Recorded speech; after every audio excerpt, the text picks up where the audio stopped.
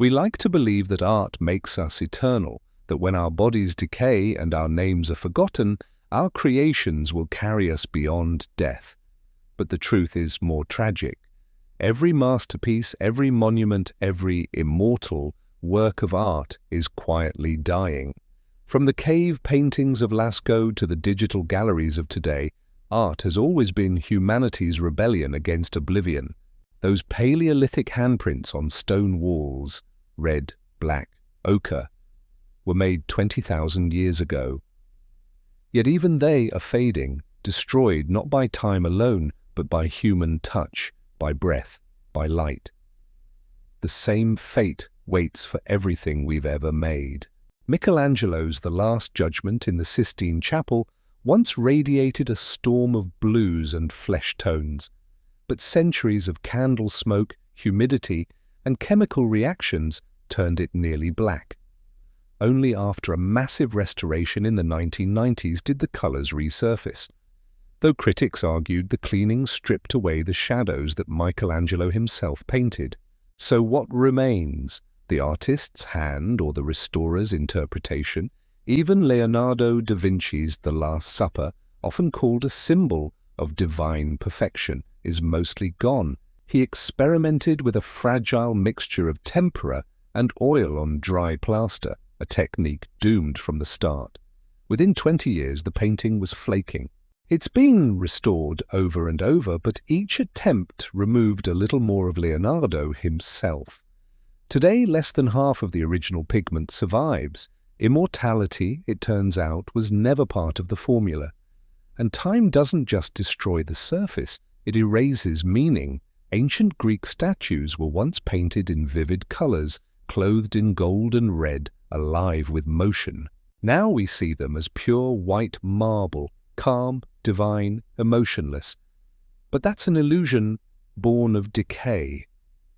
Our idea of classical beauty is a side effect of time's vandalism. The same story plays out across civilizations. The Library of Alexandria burned, taking with it thousands of irreplaceable texts and drawings. The Bamiyan Buddhas of Afghanistan, 1,500 years old, were obliterated by dynamite in 2001. Entire cultures have been wiped from existence, leaving behind only fragments that whisper, "We were here." Even when art survives physically, its meaning doesn't. The religious icons of Byzantium lost their holiness once their faiths vanished. Pop art from the 1960s, meant to mock consumerism, is now sold to millionaires, stripped of irony, embalmed in luxury. What we preserve isn't always the artist's truth, but our version of it.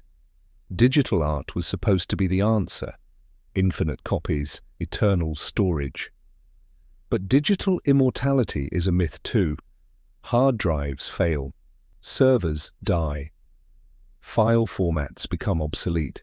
In 2019, MySpace admitted that over 50 million songs and photos were permanently lost during a server migration. Decades of creative history gone in seconds. Even NFTs, once heralded as forever, rely on fragile links and temporary blockchains. Digital dust decays just like the physical kind. It just does it silently. Still we keep creating, because maybe immortality was never the goal. Art isn't eternal. It's transient. It's a conversation between the living and the dead, between creator and witness, existing only as long as it's felt. When someone stands before a painting and feels something, that's the real resurrection. Van Gogh doesn't live in the pigment of Starry Night. He lives in the trembling awe it still inspires. That moment of connection is immortality, brief, fragile, and alive. And when that moment ends, so does the art. The idea that art defies death is comforting, but false. Every canvas will rot, every melody will fade, every story will lose its language. But that doesn't make art meaningless, makes it human. Art is a record of our attempt to fight against forgetting, to say, I was here, I existed, I mattered. Maybe the true beauty of art is that it doesn't last forever, because neither do we, and yet knowing that we still create, We still carve our names into stone, paint our souls onto walls, record our voices into the void, not to be remembered forever, but to remind ourselves that for one fleeting moment we were alive.